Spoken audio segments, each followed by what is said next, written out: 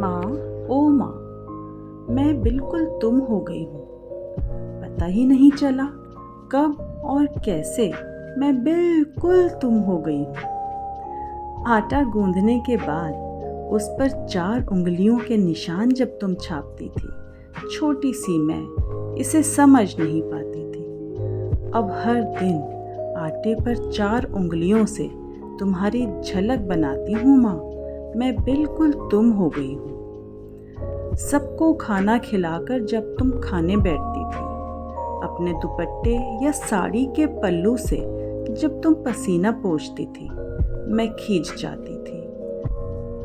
अब मैं भी तौलिया इस्तेमाल नहीं करती माँ, मैं तुम हो गई हूँ। तुम अपने लंबे बालों का हमेशा जूड़ा बांध लेती थी और मैं हर बार तुम्हें बाल खुले रखने को कहती थी। अनगिनत कामों में उलझी अब मैं भी झटपट जूड़ा बनाने लगी हूँ, न जाने मैं कब तुम हो गई हूँ। रजाई पर सफ़ेद लिहाफ जब तुम चढ़ा देती थी, क्यों उसकी सुंदरता छिपाती हो, मैं नाराज़ हो जाती थी।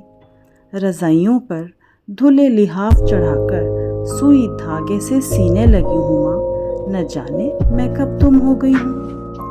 कुछ देर बैठकर जब तुम उठती थी, घुटनों पर हाथों का सहारा देती थी, मैं भी अब बिन सहारे के उठ नहीं पाती हूँ। उठते हुए बिल्कुल तुम्हारी तरह हरि ओम अनायास ही बोल जाती हूँ, न जाने मैं कब तुम हो गई हूँ। आँखों को थोड़ा भींच कर जब तुम देखती थी, क्या ऐसे ज़्यादा साफ नज़र आता है, मैं पूछती थी। अब जब जब मैं आंखें भींचती हूँ, तुम्हारी सूरत आंखों के सामने साफ देखती हूँ, न जाने मैं कब तुम हो गई हूँ। किसी के कुछ भी कहने पर तुम मुस्कुराती रहती थी, तुम्हें देख मैं अंदर ही अंदर कुढ़ जाती थी। अब मैं भी अक्सर हर बात पर मुस्कुराने लगी हूँ, आंसुओं को सबसे छिपाने लगी हूँ, न जाने मैं कब तुम हो गई हूँ।